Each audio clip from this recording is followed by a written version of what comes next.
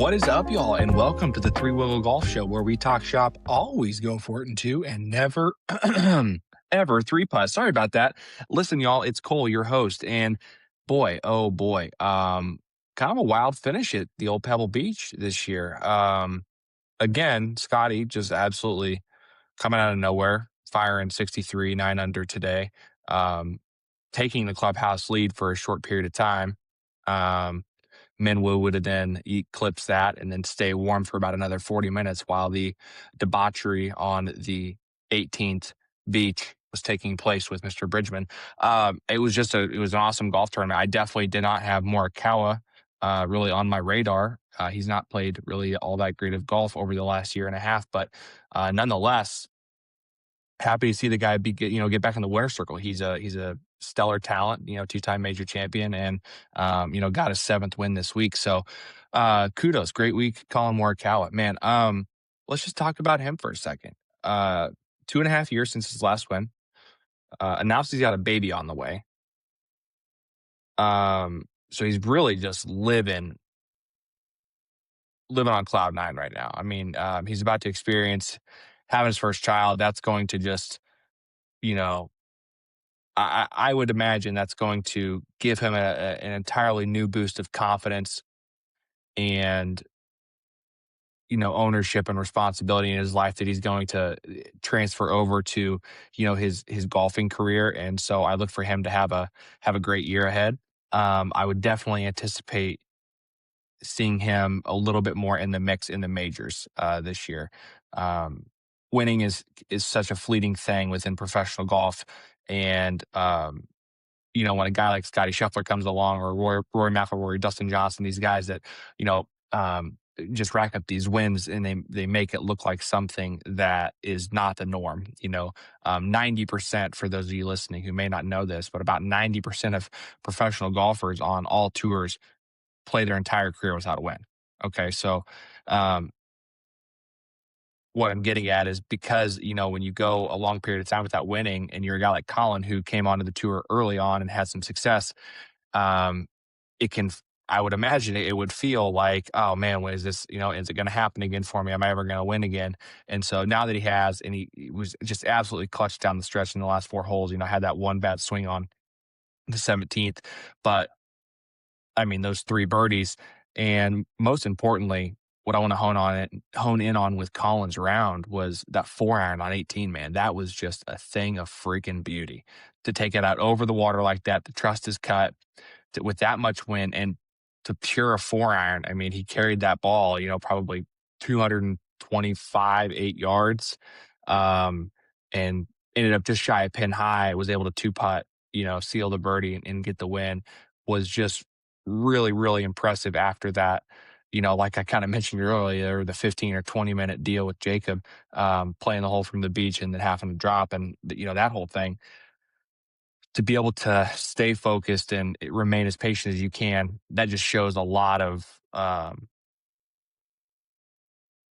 focus, And so kudos, Colin.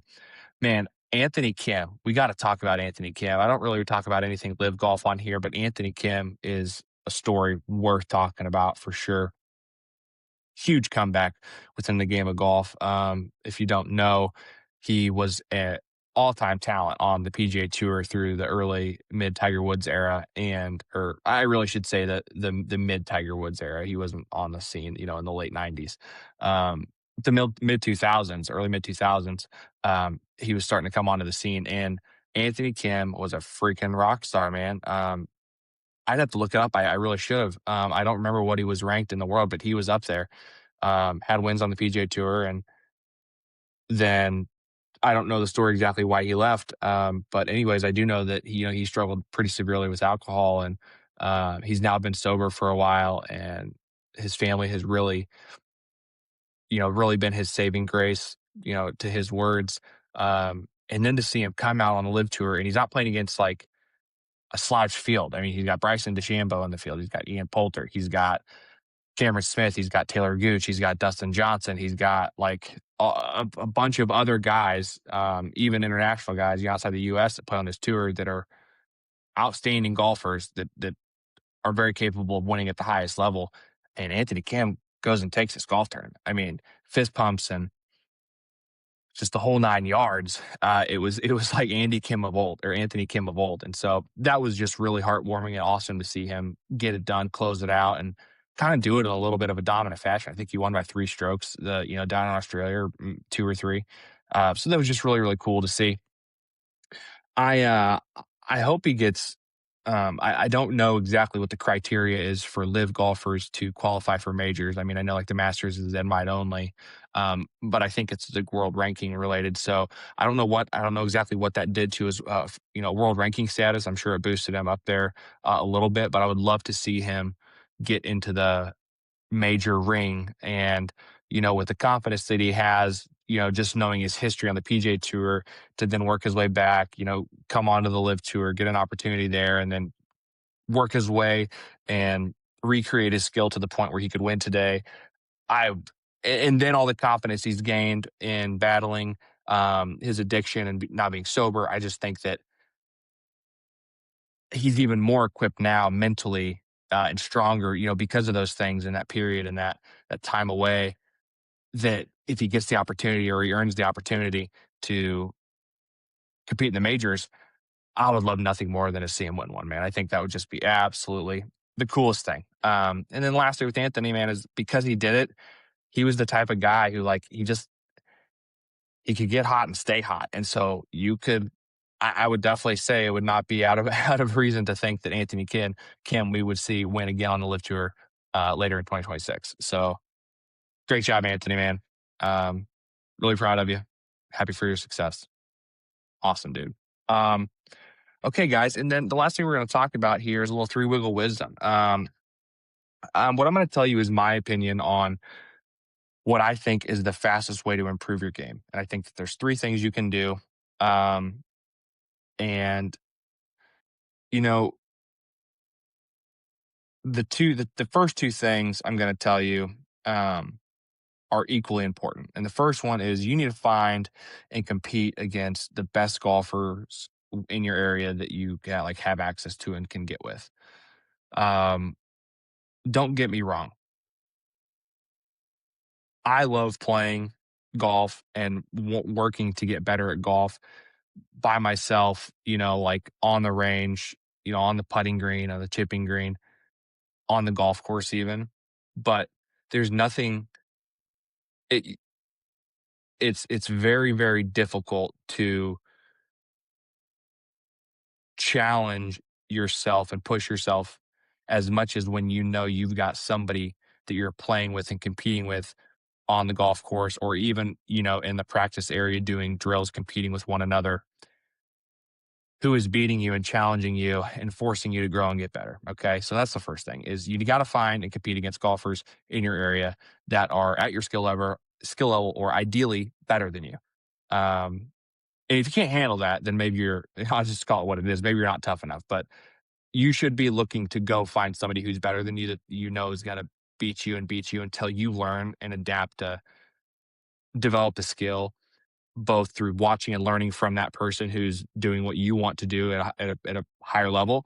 Um, but then also be willing to put in the extra work outside of that to develop your talent, amongst other things that you're trying to learn from, YouTube and podcasts and golf instructors and golf teams. And I'm going to segue that kind of into the next point, which is tournament golf. Okay. So if you're somebody who wants to get better and you're wanting to figure out what's the fastest way I can get better, is tournament golf. Okay. That's the next best thing for sure. And really it might even be more important than just finding somebody, but I understand that tournaments, cost money, and access and opportunity, depending on where you live, is like, it's very difficult to do that. So tournament golf, ideally individual, like stroke play tournaments is what you should be doing. Right. But again, access. So maybe you live in a really rural area, like I did growing up, and really the only thing you had access to, if you didn't play like on the golf team or something, or maybe you weren't old enough to play on like the high school golf team, whatever that was scramble golf. Okay. It's definitely not anything like you don't compare the two, but if you're competitive and you're wanting to get better, you're going to want to win a scramble golf tournament, just like you're going to want to win a stroke play golf tournament. Okay. And so putting yourself in that position of just trying to add pressure, I think is what I'm alluding to there. But the tournament play, specifically individual stroke play, is really, really, really beneficial to you. I mean, if it depends on what you're wanting to do in golf. But even if your goal isn't to like play competitive golf in high school, college, or professionally, but it's just to like maximize your potential in golf. Hey, I'm a golf net. I love it. I play on the weekends. Sometimes I get to play once in the week, whatever it is. But I want to get better. Like, what do I do? Okay, you need to play against people that are better than you, and you need to sign up for individual stroke play tournaments. Okay, amateur events. There's tons of them if you live in metro areas. And if you live in some rural areas, then you may have to drive to a little bit of a bigger area. But fortunately, golf is growing to the point where access to these, like local amateur events are becoming a little bit more and more um, abundant, if you will. Okay, so play tournament golf. Why? Um, because you can't simulate the pressure otherwise. You just can't. It forces you to play the ball down. Most people don't do that. I'm going to reference my buddy Kay. He's one of my best friends. God love him. And for the longest time, he tried to tell me that playing the golf ball down, like it didn't make the game harder. And I just always was just like, dude, you just don't know what you're talking about. And then one day, this has been 4 or 5 years ago now or something, maybe even more than that. But he finally was like decided to play the game, play a round of the ball down, and he realized how much harder it was. And so if you don't do that, one, you should just change where you play the golf ball down all the time. Just play golf that way. That's how you're supposed to play golf. But if you don't do that, you go play in tournament golf, you're going to realize really quickly that one, you're exposed by that, but two, it's you can't simulate tournament conditions if you're not playing in a tournament. Okay, no matter what you do. So, um, and then lastly is implement pass fail drills. Okay, if it's putting, just as an example, I would encourage you to, um, set up 5 putts around the hole that are all at 5 feet, and your goal is to make 4 out of 5. And you can't go home until you pass. Okay. Something like that. Um, if it's chipping, maybe, you set up 10 balls and you pick out 5 different targets and you chip to one of them at a time and you rotate. So you hit one at the first target, the next one at the second target. And then once you hit 5 balls, then you start that over. And your goal should be to get 7 out of 10 inside of 4 feet. Okay. Pass fail. And when you're doing this, and we're assuming that you're the type of person, if you're listening, that wants to practice and wants to get better. You understand that you can't get better by not practicing and not doing the thing. So let's obviously just assume that that's you. Um, Setting up these drills in a matter that force you to come back the next time and say, okay, well, man, I started this drill and I'm only getting 4 out of 7. And I need to be getting 7 out of 10. Or sorry, excuse me, I only got 4 out of 10. I need to be getting 7 out of 10. Okay, keep doing it. Because eventually the next day you're gonna get 5. And the next day you're gonna get 4. And then the next day you're gonna get 6. And the next day you're gonna get 5. And then the next day you're gonna get 4. And then the next day you're gonna get 7. Okay, pass. You did it. Okay. And then you can move on to the next drill, or you can rework the drill. But doing drills in the sense of a pass fail manner um, lets you know where you're at compared to what your expectation is of your skill level. Maybe you think you're better or worse than you actually are at certain parts of the game. When you set drills up in this way, it exposes that, whether it's true or false. So those are the 3 things, guys, I wanted to share with you tonight. I really think will help you improve your game as fast as possible. You can't get success in anything quickly, but what you can do is be patient and put in the work, and um, most importantly, put in the reps. And so find players that are better than you and play with them as much as you can. If you can play with them 3 times a week, play with them 3 times a week, every single week, and be consistent. And in 30, 60, 90, 120 days, you're going to find yourself that you're 4, 5, 6 shots better. Play tournament golf. Put yourself in the pressure to learn how to execute shots, you know, with that extra little bit on top of you that you can feel. Okay. And then lastly, pass fail. Guys, thank you so much for listening in. I'm really loving seeing all the new listeners come in from all around the globe. It's pretty surreal deal, but I'm loving having you here. If you don't mind, please share the show, share it with a friend, leave a review. It really helps me know how I'm doing. It lets me know if you guys are liking what I'm putting out there, what I'm chatting about, if you are wanting to hear something different or see something different.